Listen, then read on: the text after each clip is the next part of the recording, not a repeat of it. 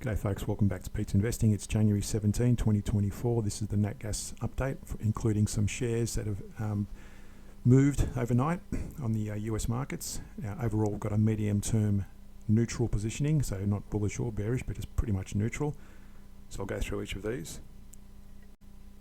So first off, we'll look at the natural gas commodity price. So this, as you can see, we've had a further decline. And for those new to the channel, we'll look at the weekly, daily, and hourly. So on the weekly, first off, we look at the CCI 400, and that's pretty much still moving in a sideways motion. The CCI 150 is our divergence indicator. We had a couple of bearish divergence on the weekly where the price fell off there, and nothing at the moment in terms of divergence on the weekly. On the daily, it's somewhat neutral. You can see there the CCI is coming back and touching the moving averages of the CCI 400, and the CCI 150 is also tracking in line with the price, and we did also have a bearish divergence back here compared to the price. Now on the hourly, you'll notice we've had further decline since our last video, and you can see there the CCI 400 is still falling off.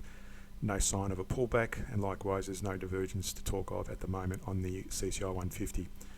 We did have a couple of bearish divergence. You can see there it fell off. Now in terms of retrace, what we can do is we can look at from that low to that high. You can see there it's currently sitting at the 61% level. And that's always a key area to be aware of. It could bounce from there.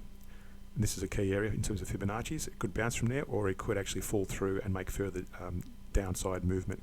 But again, as per the CCIs, both the 400 and the 150, there's no sign yet of a reversal, so it doesn't look good at the moment. So hold off about going long, especially, even though the weekly and daily are showing some positive signs possibly.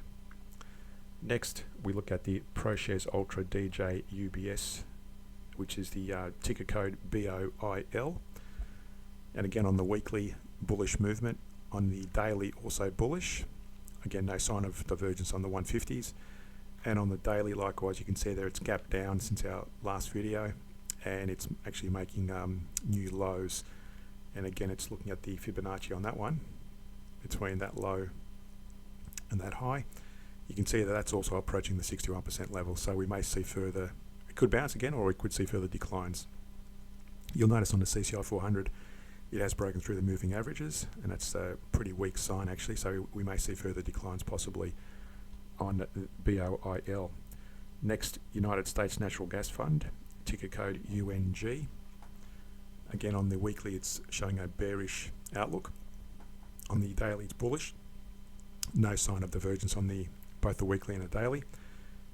And on the hourly, likewise, we'd gap down, you see there, and it's overnight, and it's made, and you can see there we did have a bearish divergence since our last video, and that's actually played out really nicely. So that was a successful divergence play. And if you could pull a Fibonacci, that's currently just short of the 50% level. And we usually pick the 23 to the 38% level Fibonacci retracement for these divergence, these pullbacks. Of course, that's a minimum, and it could go much further, and in this case it's actually broken through that 38% level.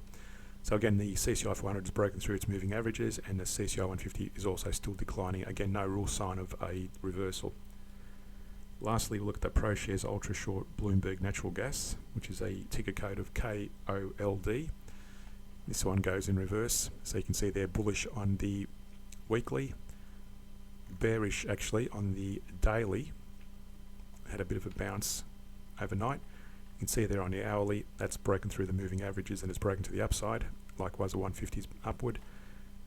There was no divergence to talk of. It just simply, you can see there, it's bounced off it broke through below that 61%, and it's bounced off that 61%. As I said, you should always look out for that 61% level, because it's either going to bounce or it's going to fall much further and continue the trend in whatever time frame you're looking at.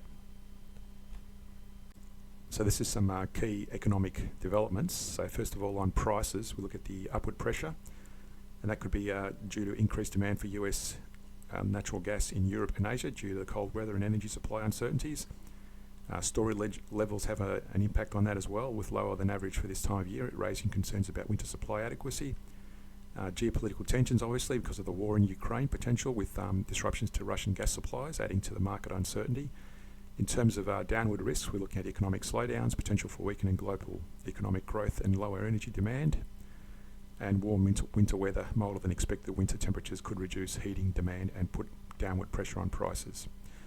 Also, for supply and demand factors, we've got production expected to remain steady in the near term with potential for increases from shale plays. Demand increased domestic consumption for industrial and residential sectors, partially offset by lower electricity generation from natural gas due to rising renewable energy production. And technological advancements, carbon capture storage or CCS, growing focus on that technology with reduced environmental impact on natural gas production and consumption, and natural gas infrastructure with expansion of export terminals and pipelines supporting increased export capacity. There's some data sources for your reference in terms of where I got that information from. So again, if you got value out of the video, hit that like and subscribe button, hit that notification bell. Thanks for watching, and see you in a future video.